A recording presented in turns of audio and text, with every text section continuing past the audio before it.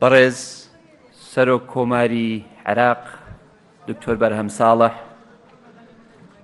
ئامادەبوانی بەڕێز، بەخێر بێن بۆ شاری هەڵمەت و قوربانی، بەخێر بێن بۆ شارە حەیاتەکەی سلەیمانی، بەخێر بێن بۆ شەشەمین دیداری سلەیمانی.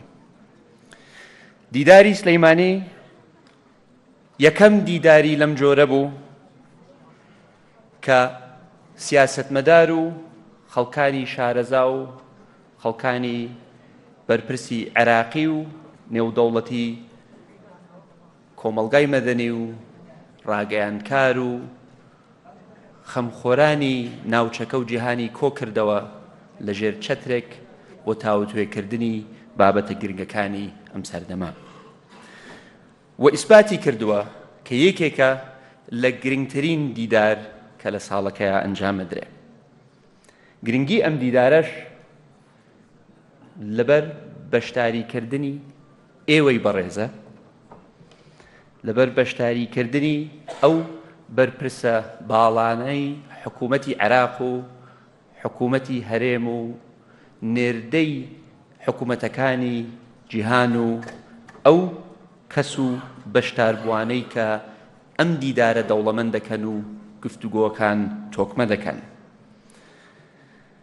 هۆکاری تریش هەن کە وای کردووە ئەم دیدارە سەرکەوتوو بێ.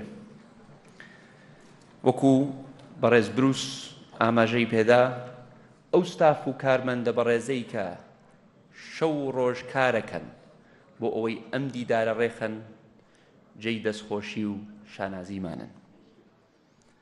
سوپاسیان ئەکەین، سوپاسی ئینستیتیوتی ئایرس دەکەین، سوپاسی زانکۆی ئەمریکی لە سلەیمانی دەکەین.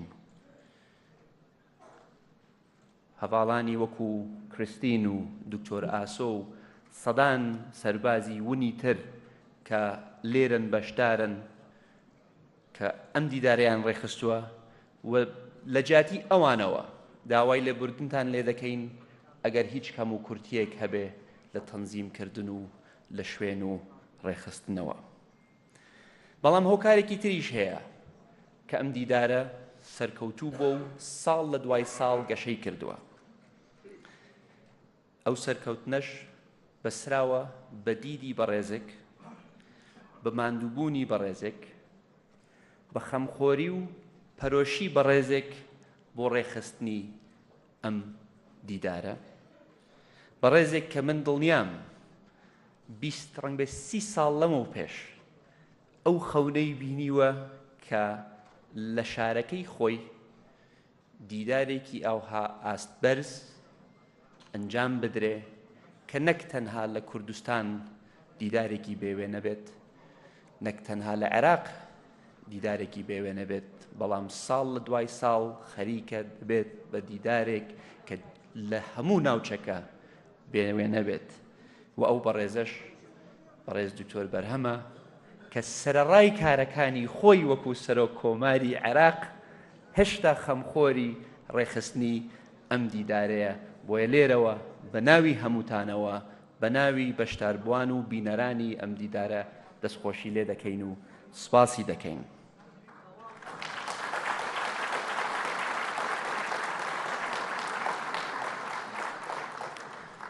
بەداخەوە لەبەر خاتری بارودۆخی سیاسی و ئەمنی پارساڵ ئێمە نەمانتوانی ئەم دیدارە ئەنجام بدەین. بەڵام بە حکمی ئەوەی کە ئێمە ئەم ساڵ هەمومان پێکەوە لێرەین، ئەوە خۆی لە خۆی دانیشان دەرێکە کە دۆخی ئەمڕۆ لە چاوپار باشترە. بەڵام سەرباری ئەوەی کە دۆخەکە باشترە، شاراوە نییە کە ڕێخستنی ئەم دیدارە لەم کاتە لە کاتێکی زۆر هەستیار و مەترسیدار تایبەتمەندی خۆی هەیە. عێراق لە بەردەم چەند تەحەدایەکی زۆر گەورەدایە، بەڵام لە هەمان کاتیشا دەرفەتی زۆر مێژووی بۆ ڕەخساوە. وەکو دەزانن عێراق جەزیرەیەک نییە کە چواردەوری ئاو بێ و دابڕابێت لە کێشەکانی جیهان و ناوچەکە و ئەو هەرێمەی کە تێیدا دەژین. دا نەبڕاوە لە ململانیەکان و کێبڕکێ و تەحەدا و گرژیەکان بەڵکو عێراق ئەمڕۆ ساحەیەکە بۆ ململانیەکانی نێودەوڵەتی، ساحەیەکە بۆ ململانیەکانی ناوچەکە و ئیقلیمی، ساحەیەکە بۆ ململانیەکانی نێوخۆیی و ئەم ململانیانە بەشێکن لەو تەحەدا گەورانەی کە ڕوویان لە عێراق کردووە ئەمڕۆ.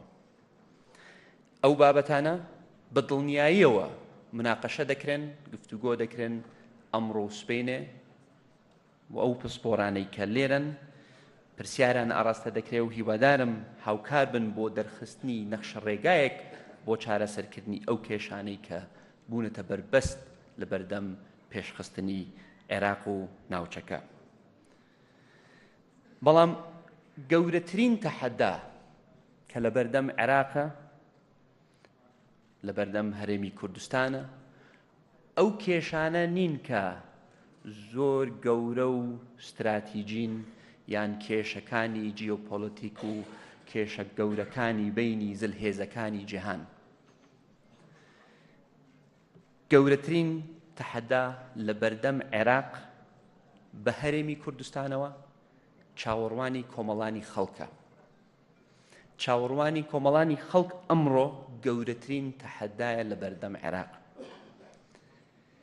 ڕاستە حکوومەتی ناوەندی و حکوومەتی هەرێم بە زۆر کار بکەن بۆ ئەوەی ئیدارەی کێشە گەورە و نێودەوڵەتیەکان بدەن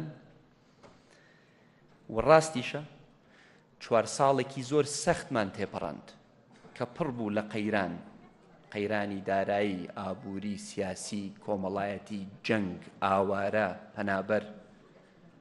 ئەمانە هەموو بووبوون بە بارگرانیەک لەسەر عێراق و وڵاتەکەی ماندوو کرد. بەڵام ئێستا ئاشکرایە بۆ کۆمەڵانی خەڵک کە عێراق لە جەنگێکی ترایە لەگەڵ داعش و ئەو جەنگەی کە هەموو وڵاتەکەی ماندوو کردبوو و هەموو وڵاتەکەی بەشدار کردبوو گۆڕاوە، شێوازی ئەم جەنگە گۆڕاوە. میلەتی ئێمە ژیرە، تەماشای هەواڵەکانەکەن، تەحلیلی وتەکانمان دەکەن، ئەزانن ئەمڕۆ جەنگی عێراق دژی داعش جۆرەکەی گۆڕاوە. چیتر داعش ساحبی خاک نییە، ساحبی شتێک نییە کە بە خۆی ناوی نابوو خەلیفەتێک.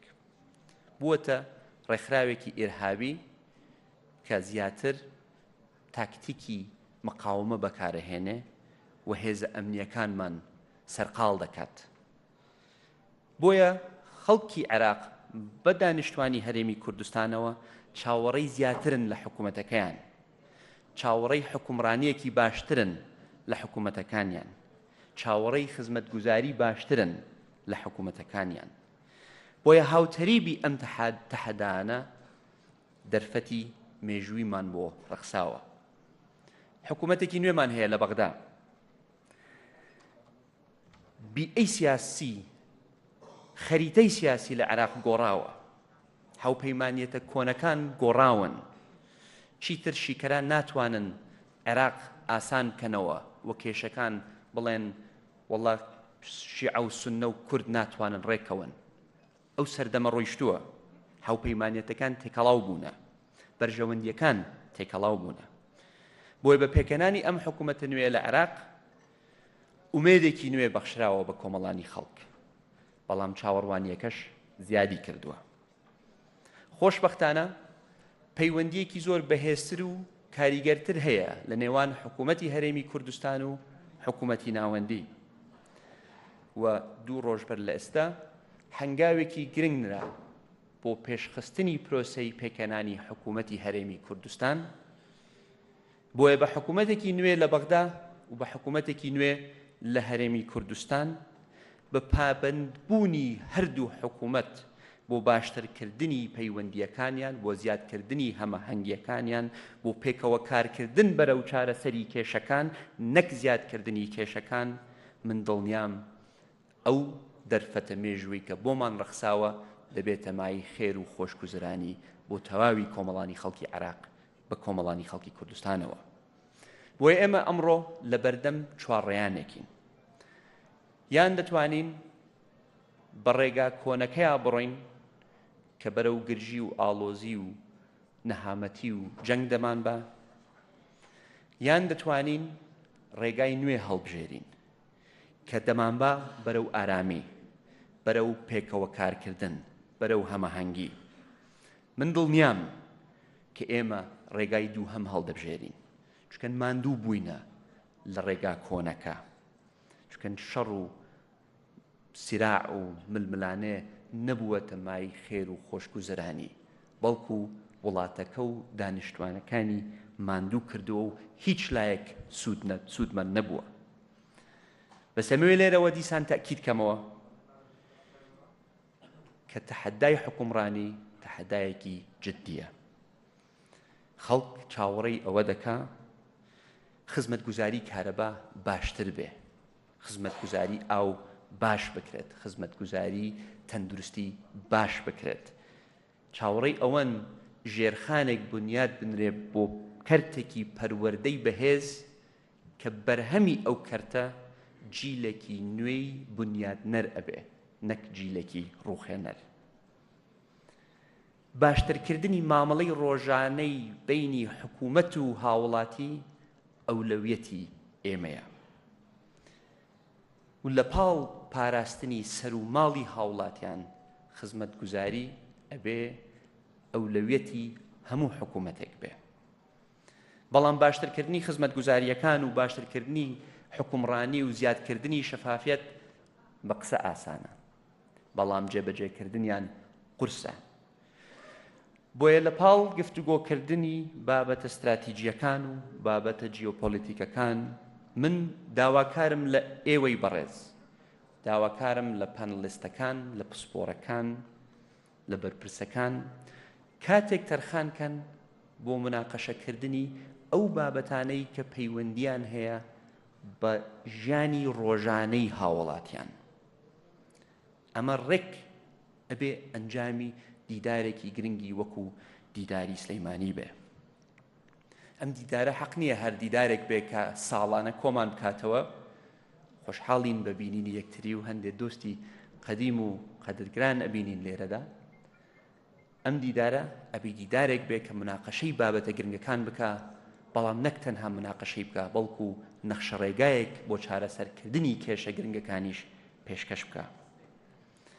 ئەم دیدارە حەقە دیدارێکیش بێ کە هەندێک مەوزوع باس بکە کە عادەتەن ناگاتە مێزی گفتوگۆی لایەنە سیاسیەکان.